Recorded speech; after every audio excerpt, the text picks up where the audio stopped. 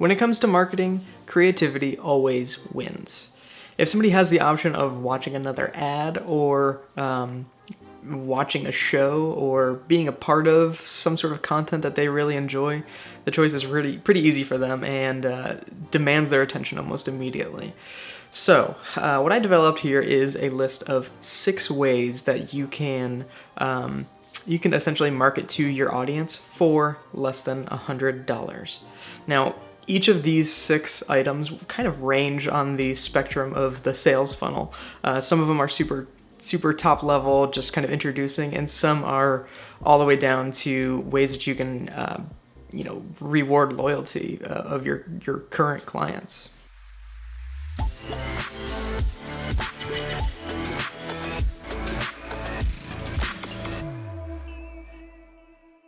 Number 1, go to a coffee shop, take $100, give it to the cashier, and say, I want to buy the next $100 worth of coffee. Now, I realize that sounds crazy, but if you were to sit nearby, and maybe you even had some business cards or something like that, that the cashier will hand over to the person that surprisingly has their coffee paid for. And maybe they even point to you like, oh, that guy over there, he runs a business and he's buying coffee for the next hour, something like that. It's going to make people pretty appreciative, and it'll most definitely get people to at least say thanks. And for me, one of the biggest objectives of marketing is to be face-to-face with people. To me personally, it's a lot easier to talk to an individual rather than talking to a lot of different people at one time. So if you did that, then you'd at least have one person that you could maybe set up a meeting with, or possibly even become a future client of yours. Number 2, pay influencers. Not the ones that have millions and millions of followers, but maybe your friends. Maybe you could pay them $20 for a post of whatever your product or service is, and they post it to other people, and it generates this thing called social proof.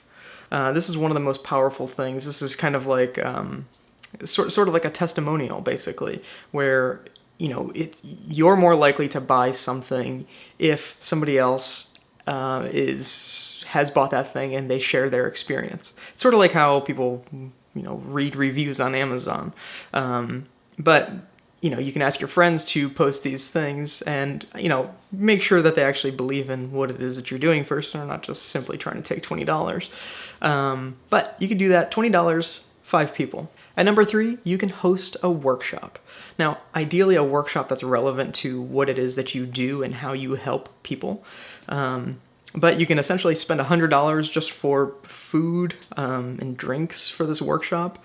If it's a good workshop, you could even charge money for it and possibly even make money off of it. But the cool thing to do here is to do it absolutely free of charge. And depending on what the topic is of your workshop, you get people in the door and listening to you, because you're giving them content. You're not making an ad for them to have to sit through.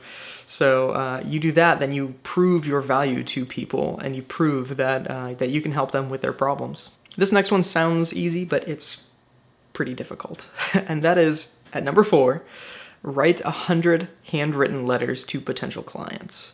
Now, potential clients of all sorts, they get emails, they get letters all the time, they get packets of stuff. It just they get more of the same stuff. So if you were to write 100 messages, handwritten, each one is more personal and acknowledges kind of what it is that they do and some of the problems that they might have, you'll have much better luck actually getting through to them.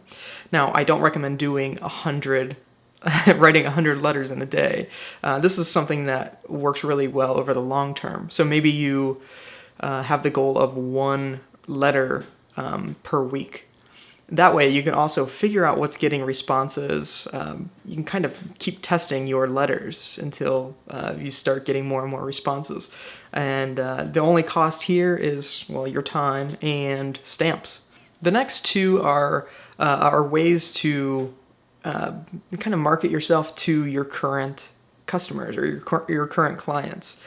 And in retail, 40% of business comes through repeat customers. So there is a lot of attention that should be placed in this area. And we all know that, the whole which costs more, keeping a client or making a new one, keeping a client is always cheaper. And it's because of an established relationship. So at number 5, take your clients out to lunch. Some of your best clients, just take them out. Ask them if they want to get lunch and tell them that it's on you and you just want to basically say thanks for being a great client. And whenever you're at this lunch, you're not trying to you're not trying to make a bunch of money, make a big sale or anything like that. The goal is always to keep building that relationship. Because the best clients are the ones that you can form a good relationship with, and people that through that relationship you form, you can identify different problems or areas that you can help them. And at number 6, my personal favorite is to send ice cream to your clients. Yes, so this is completely unsponsored, but what I do is I send after bigger projects, I'll send a box of Jenny's ice cream, which will ship anywhere pretty sure everywhere in the United States.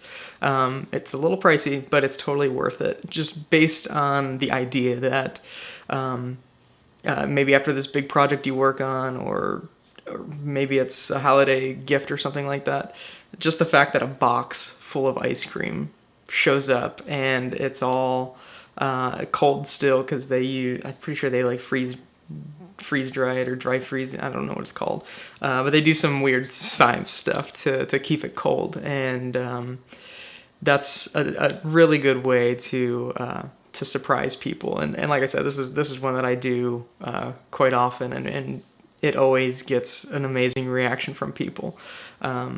And it's definitely a really good way to kind of reward that loyalty of a great client.